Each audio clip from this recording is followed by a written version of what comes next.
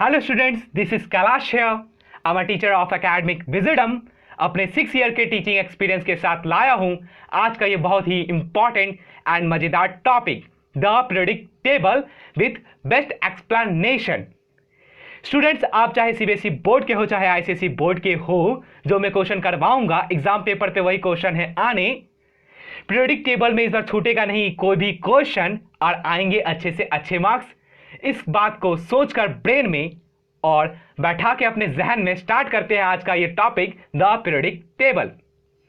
Student, सबसे पहले तो आपको यह बात जाननी जरूरी है कि पीरियोडिक टेबल होता क्या है। Periodic table is a chart of elements prepared in such a way that elements with similar properties occur in the same vertical column or group। Periodic table chart है एलिमेंट्स का, जिसको इस तरीके से prepare किया गया है कि जो भी एलिमेंट जिनकी प्रॉपर्टी सिमिलर होगी वो सेम वर्टिकल कॉलम में आएंगे और ग्रुप में आएंगे। लेकिन अब हमारे ब्रेन में एक क्वेश्चन दस्तक देता है कि इसको पीरियोडिक टेबल ही क्यों कहा जाता है। Why it is called periodic table? Periodic और टेबल दो वर्ड से मिलकर बना है पीरियोडिक टेबल, पीरियोडिक और टेबल। तो पीरियोडिक कहने के पीछे रीजन ये है कि it is called periodic because elements with similar properties occur at fixed interval और पीरियड। मतलब कि जो एलिमेंट्स हैं जिनकी प्रॉपर्टीज सिमिलर है ना, वो सेम और फिक्स इंटरवल के बाद रिपीट होते चले जाएंगे। लेकिन टेबल क्यों? टेबल इसलिए कि ये एलिमेंट्स को टेबुलर फॉर्म में अरेंज किया गया है। It is called table because elements are arranged in tabular form. Student, आप किसी भी चीज के बारे में जानने से पहले यह बात जाननी जरूरी है कि उसका स्टार्टिंग यानी कि आरंभ, शुरुआत कहां से हुई है। स्टूडेंट्स, 18th सेंचुरी के एंड में और 19th सेंचुरी के स्टार्टिंग में बहुत सारे एलिमेंट्स डिस्कवर होते चले जा रहे थे, जिनके बारे में जानना, जिनकी प्रॉपर्टीज का स्टडी करना बहुत ही इंपॉर्टेंट था। लेकिन साइंटिस्टों को दिक्कत आ रही थी, उनको एक जरूरत महसूस होने लगा, नहीं अब एलिमेंट्स को क्लासिफाई किया जाए। स्टूडेंट्स, एलिमेंट्स के क्लासिफिकेशन के पीछे रीजन और ये क्लासिफिकेशन हमारे लिए किस तरीके से हेल्पफुल रहा उस वक्त, इस बारे में जानते हैं। चलिए, now reasons for classification. Number 1, it helps in studying the elements in an organized manner। Classification ने हेल्प किया एलिमेंट्स की स्टडी को एक ऑर्गेनाइज्ड वे में करने में। मतलब कि हम लोग जो भी एलिमेंट्स है उसकी स्टडी एक प्रॉपर ऑर्गेनाइज्ड मैनर में कर सके, एक हिसाब से सही तरीके से कर सके। अगर ये क्लासिफिकेशन नहीं हुआ होता तो आप ये सोच लीजिए तब क्या होता। आज जो हमारे पास है ना फिजिक्स, केमिस्ट्री, बायोलॉजी, ये और भी स्प्लिट हो चुके होते हैं और भी कई सब्जेक्ट में बढ़ते हैं। अब ये सब्जेक्ट कैसा होता? Subject 1 hydrogen, calcium, phosphorus, carbon, nickel, copper, chromium, aluminium, इस तरीके से अलग अलग बुक होते हैं। सोचो, जब अभी इतना बर्डन है, अभी इतना प्रेशर है, अगर ऐसा होता तो कितना कितना प्रेशर होता। तो ये क्लासिफिकेशन इसलिए भी हम लोगों के लिए हेल्पफुल रहा। Number 2, it helps in defining the relationship of one element with another. इसमें हेल्प किया एक एलिमेंट्स की प्रॉपर्टी दूसरे एलिमेंट्स की प्रॉपर्टी से कैसे सिमिलर है, या फिर एक एलिमेंट दूसरे एलिमेंट से कैसे सिमिलर है। ये किसने बताया? तो क्लासिफिकेशन ने बताया।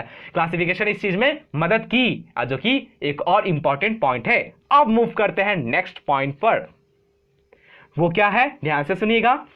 It helps in correlating the properties of elements with the fundamental properties of all states of matter. इसने हेल्प किया, किसे हेल्प किया? क्लासिफिकेशन ने। किस चीज में? कोरिलेट करने में। किसकी? तो द प्रॉपर्टीज ऑफ एलिमेंट्स, किसके साथ? With the fundamental properties of all states of matter. ये तो था। चलिए, क्लासिफिकेशन इस तरीके से हमारे लिए हेल्पफुल रहा। क्लासिफिकेशन के पीछे ये रीजन थे, बट क्लासिफिकेशन किस पे बेस्ड था? Students, in the beginning early classification was based on density, malleability, ductility, etc. and also to consider whether they are metal or non-metal। Classification जो बेस्ड था उस वक्त का, वो किस किस पे बेस्ड था? वो था बेस्ड डेंसिटी पे, मैलेबिलिटी पे, डक्टिलिटी पे और साथ ही साथ इस तरीके से ये बेचता ये मेटल है, ये नॉन मेटल है, इसको मेटल की कैटेगरी में रखा जाए, इसको नॉन मेटल की कैटेगरी में रखा जाए। बट ये कामयाब नहीं रहा, ये फेल हो गया। आज के फेल होने के पीछे क्या रीजन थे, चलो इसके बारे में जानते हैं। Number 1, the number of elements in falling in a particular group were so large that it did not serve purpose of generalisation. उस वक्त जो भी एलिमेंट्स नोन हुए, डिस्कवर हुए, उनको एक ग्रुप में जब रखा गया तो देखा गया कि कुछ एलिमेंट्स छोटे हैं या कुछ एलिमेंट्स बड़े हैं, जो कि एक सही जनरलाइजेशन का पर्पस क्रिएट नहीं कर पाया, जो कि इसका सबसे बड़ा और कुछ प्रॉब्लमों में से एक था। अब मूव करते हैं नेक्स्ट प्रॉब्लम की ओर। नेक्स्ट प्रॉब्लम ये थी कि जो एलिमेंट्स का जो कैरेक्टरिस्टिक प्रॉपर्टीज था ना, वो अलग अलग कंडीशन में अलग अलग था। जो एलिमेंट सिमिलर ग्रुप से बिलोंग करते थे उनकी प्रॉपर्टीज अलग अलग होने लगी, कंडीशन अलग, प्रॉपर्टीज अलग, जो कि बहुत ही ज्यादा प्रॉब्लमेटिक होता चला जा रहा था, प्रॉब्लम्स क्रिएट करता चला जा रहा था। Number 3, certain elements showed metallic as well as non metallic characteristic. बहुत सारे कुछ एलिमेंट ऐसे भी थे जो मेटालिक और नॉन मेटालिक दोनों प्रॉपर्टी सिमिलर कर रहे थे। मेटल भी और नॉन मेटल भी, आप इसको रखा तो रखा किस ग्रुप में जाए कि हमने तो ग्रुप किसमें बनाया है, हमने तो ग्रुप बनाया नहीं, ये मेटल्स है, ये नॉन मेटल्स है। अब जिसमें दोनों की प्रॉपर्टीज को कहां रखा जाए, तो ये 3 इंपॉर्टेंट रीजन थे, कई सारे रीजनों में से ये 3 इंपॉर्टेंट रीजन जिसके कारण ये अर्ली क्लासिफिकेशन फेल हुआ। आइए इस अर्ली क्लासिफिकेशन के फेल के पीछे ये कुछ 3 रीजंस थे। अब हम लोग आगे बढ़ते हैं। उसके बाद कुछ टाइम बाद आए एक साइंटिस्ट जिन्होंने बताया कि नहीं, एटॉमिक मास जो है वो बेस्ट है क्लासिफिकेशन के लिए। इसके बाद आए डॉबनर्स जिन्होंने अपना ट्रेड दिया। अब इनके बारे में जानते हैं हम लोग, ये थे कौन। तो JW डॉबनर्स एक जर्मन, जी हां जर्मन केमिस्ट थे, जिन्होंने ऑब्जर्व किया कि जो बहुत सारे ऐसे एलिमेंट हैं वो सिमिलर प्रॉपर्टीज शो करते हैं। तो उन्होंने क्या किया, 3 एलिमेंट का ग्रुप बनाना चालू किया और इन्होंने देखा कि जो मिडिल एलिमेंट है उसकी जो एटॉमिक मास है वो बचे हुए 2 एलिमेंट के एटॉमिक मास के अर्थमेटिक मीन के अप्रॉक्सीमेटली इक्वल है। और इस 3 एलिमेंट के ग्रुप को उन्होंने नाम दिया ट्रेड। अब डॉबनर्स ने अपना एक ट्रेड लॉ दिया, वो क्या था वो जानते हैं। चलिए स्टूडेंट्स, जो भी क्वेश्चन या फिर जो भी स्लिट में मैं स्टार बना रहा हूं, जी हां स्टार बना रहा हूं, वो बहुत ही इंपॉर्टेंट है, आपको इसको नोटिस करना है, उसको लर्न कर ही लेना है। अब आपके ब्रेन में बात आएगा कि सर लर्न कहां से करें, कौन सा आंसर बेस्ट है। तो स्टूडेंट्स, जो मैं अपने स्लाइड पे या जो मैं आपको आंसर प्रोवाइड कर रहा हूं वो बहुत ही उम्दा किस्म का आप कह सकते हैं और बेहतरीन आंसर है, जिसे मार्क्स कटेगा नहीं, चाहे आप बोर्ड पेपर पे लिखो या स्कूल के पेपर पे लिखो, कहीं भी लिखो, चाहे आप किसी भी बोर्ड में हो, मार्क्स कटेगा नहीं। अब हम लोग जानते हैं डॉबनर्स ट्रेड के लॉ के बारे में। तो ये लॉ कहता है the atomic mass of the middle element of a trade was approximately equal to the arithmetic mean of the atomic mass of the other 2 elements। इसका मतलब है कि किसी ट्रेड में जो मिडिल एलिमेंट का जो एटॉमिक मास है ना, वो उस ट्रेड के बचे हुए 2 एलिमेंट्स के एटॉमिक मास के अर्थमेटिक मीन के अप्रॉक्सीमेटली इक्वल है। अब इस बात को मैं आपको एक बेहतरीन एग्जांपल के साथ समझाऊंगा। तो चलिए देखते हैं एग्जांपल पे, देखिएगा ध्यान से। अभी हम लोग एग्जांपल लेते हैं 3 एलिमेंट्स, कैल्शियम, स्ट्रोंटियम और बेरियम का। अब देखते हैं इसके बीच में क्या क्या सिमिलरिटी थी।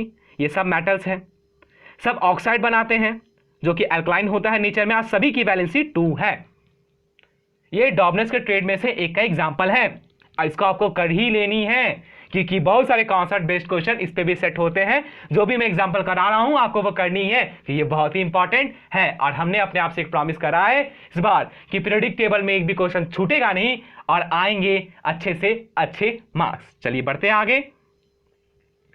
अब हम लोग देखते हैं atomic mass of calcium is equal to 40, atomic mass of strontium is equal to 88 and barium is equal to 37। अब हम लोग एटॉमिक मास का मीन निकालते हैं, किसका किसका, कैल्शियम का और बैरियम का। तो जब हम लोग मीन निकाले, the mean of the atomic mass of calcium and barium is equal to 88.5 हम लोगों का आया। अब मीन कैसे निकालते हैं, जो जिन एलिमेंट्स का मीन निकालना है उसके एटॉमिक मास को आप ऐड कर दीजिए, और जितने एलिमेंट्स है, जितने नंबर ऑफ एलिमेंट्स है, जैसे कि यहाँ पे 2 है, 2 नंबर ऑफ एलिमेंट्स है तो 2 से डिवाइड कर दिए, तो मेरा है 88.5, जो कि नियरली इक्वली नहीं, नियरली इक्वल है एटॉमिक मास ऑफ स्ट्रोंटियम के, जो कि 88 है। अब ये सेम ऑब्जर्वेशन आप ऑब्जर्व कर सकते हैं किसी केस में, क्लोरीन के केस में, ब्रोमीन के केस में और आयोडीन के केस में। अब बढ़ते हैं कि रीजंस क्या थे इस लॉ के फेल होने के बारे में। तो स्टूडेंट्स आप जानते हैं reasons for discarding the law of triad. Number 1, Dobereiner fail to arrange all them known elements in the form of triad. Dobereiner's failed हो गए, उस वक्त के सारे नॉन एलिमेंट्स को अपने ट्रेड में रखने में, 3-3 का ग्रुप बनाने में फेल हो गए। नंबर 2 रीजन ये था कि the law did not fully apply even with the same family. ये लॉ एक सेम फैमिली के मेंबर पे एप्लीकेबल नहीं था। अब बोलिएगा सर ये सेम फैमिली एप्लीकेबल नहीं समझ में आ रहा, बताइए अच्छे से। तो चलिए इसको भी देखते हैं एक एग्जांपल के साथ। फॉर एग्जांपल हम लोग लिए फ्लोरीन का एटॉमिक मास लिए 19, क्लोरीन का लिए 35.5 और ब्रोमीन का लिए 80, जो कि तीनों सेम फैमिली से बिलोंग करते हैं। अब फ्लोरीन का और ब्रोमीन का अर्थमेटिक मीन निकाले हम लोग एटॉमिक मासेस का, जो आया मेरा 49.5। लेकिन ये क्या हो गया कि क्लोरीन का तो एटॉमिक मास तो 35.5 है ना, जो कि 49.5 से इक्वल हो सकता है, उसके दो एलिमेंट के अर्थमेटिक मीन के इक्वल हो सकता है, नहीं इक्वल नहीं हुआ, क्योंकि 35.5 ना तो अप्रॉक्सीमेटली और ना ही नियरली इक्वल होगा 49.5 के। सो ये लॉ एप्लीकेबल नहीं है। तो ये कुछ पॉइंट से डॉबनर्स ट्रेड के फेल होने के पीछे। अब बढ़ते हैं आगे। अब आता है न्यूलैंड्स लॉ ऑफ ऑक्टेव्स। अब डॉबनर्स के बाद आए न्यूलैंड्स। अब देखते हैं इन्होंने क्या दिया। जॉन न्यूलैंड एक साइंटिस्ट या म्यूजिक लवर थे। इन्होंने अरेंज किया एलिमेंट्स को उनके एटॉमिक मास के असेंडिंग ऑर्डर में। अब बोले सर एटॉमिक मास का असेंडिंग ऑर्डर कैसा? जैसा कि अगर जो एलिमेंट है जिसका एटॉमिक मास कम है वो पहले आएगा, जो उसका से ज्यादा है उसके दूसरे नंबर पे आएगा, जो उससे ज्यादा तीसरे नंबर पे आएगा, जो चौथे नंबर पे है उससे भी ज्यादा होगा। ऐसे कर करके वो 8th एलिमेंट तक गए और उन्होंने क्या देखा कि जो 8th एलिमेंट का प्रॉपर्टीज है ना वो फर्स्ट एलिमेंट के प्रॉपर्टीज से सेम है, सिमिलर है। मतलब जिस एलिमेंट से उसने स्टार्ट किया था उस एलिमेंट्स की प्रॉपर्टी और 8th एलिमेंट की प्रॉपर्टी सिमिलर है। जैसे कि म्यूजिकल नोट्स में होता है, म्यूजिक का 8th नोट जो होता है वो म्यूजिक के फर्स्ट नोट के सेम होता है। सो यहीं से आया न्यूलैंड्स का लॉ ऑफ ऑक्टेव्स। तो ये लॉ ऑफ ऑक्टेव्स क्या था ये जानते हैं, देखिएगा। According to Newlands law of octaves, when elements are arranged by increasing atomic mass। हाँ, जब एलिमेंट्स को स्टूडेंट्स अरेंज किया जाता है उसके एटॉमिक मास के इंक्रीजिंग ऑर्डर में, तो जो प्रॉपर्टीज होती है ना 8th एलिमेंट की, चाहे आप स्टार्ट कीजिए किसी भी एलिमेंट से, वो सिमिलर होती है, या कह सकते हैं वो रिपीट होता। किसका रिपीट होता है? तो फर्स्ट एलिमेंट की प्रॉपर्टीज का रिपीटेशन होता। कहां पे? 8th एलिमेंट वाले प्लेस पे। कौन रिपीट करता? 8th एलिमेंट रिपीट करता है, चाहे आप किसी भी एलिमेंट से स्टार्ट किए हो। ये तो था न्यूलैंड्स का लॉ ऑफ ऑक्टेव्स। अब कुछ मेरिट के बारे में जानते हैं कि न्यूलैंड्स के लॉ ऑफ ऑक्टेव का कुछ तो फायदा हुआ, कुछ तो मेरिट था। तो क्या मेरिट था देखते हैं। Merits of Newlands classification. Number 1, this system worked quite well for the lighter elements. ये सिस्टम काम किया, लेकिन किसके लिए? लाइटर एलिमेंट के लिए। Example lithium, sodium, potassium. ये तो था इसका मेरिट, बट बाद में जाके ये लॉ भी फेल हो गया। अब स्टूडेंट्स डॉबनर्स का भी लॉ फेल हो गया, अब न्यूलैंड्स का भी फेल हो गया।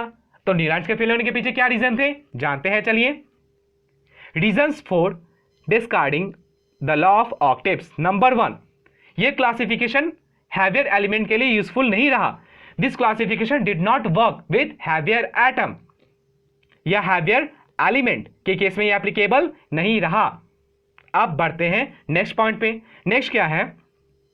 Newland adjusted 2 elements cobalt nickel in the same slot. Newland ने एडजस्ट कर दिया निकल और कॉपर को सेम स्लॉट में, and these were placed in the same column.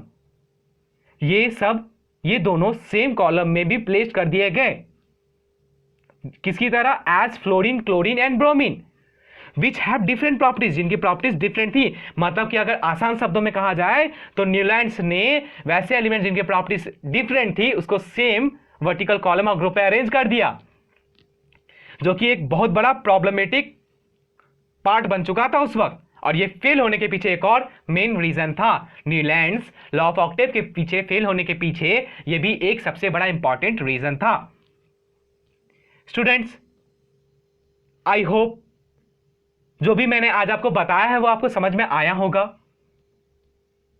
अब बढ़ते हैं कुछ इंपॉर्टेंट क्वेश्चन की ओर। सो देखते हैं कुछ इंपॉर्टेंट क्वेश्चन। इंपॉर्टेंट क्वेश्चंस ये जो मैंने प्रोवाइड किया हुआ है इसको आप जरूर लर्न करें और लिखें और प्रैक्टिस करें। ये बहुत ही इंपॉर्टेंट क्वेश्चन है। मैं जितना भी करवाते चलूंगा, मैं हर सेशन में जो भी करवाऊंगा उससे रिलेटेड सारे के सारे इंपॉर्टेंट क्वेश्चन देते चलूंगा। इंपॉर्टेंट क्वेश्चन का एक सेट यहां पर भी है। टोटल मैंने इससे रिलेटेड 10 इंपॉर्टेंट क्वेश्चन दिया है। आज की क्लास से रिलेटेड 10 इंपॉर्टेंट क्वेश्चन दिया है। स्टूडेंट्स, अगर आप मेरे क्वेश्चन करते हो तो फेल होने की बात तो भूल ही जाइए।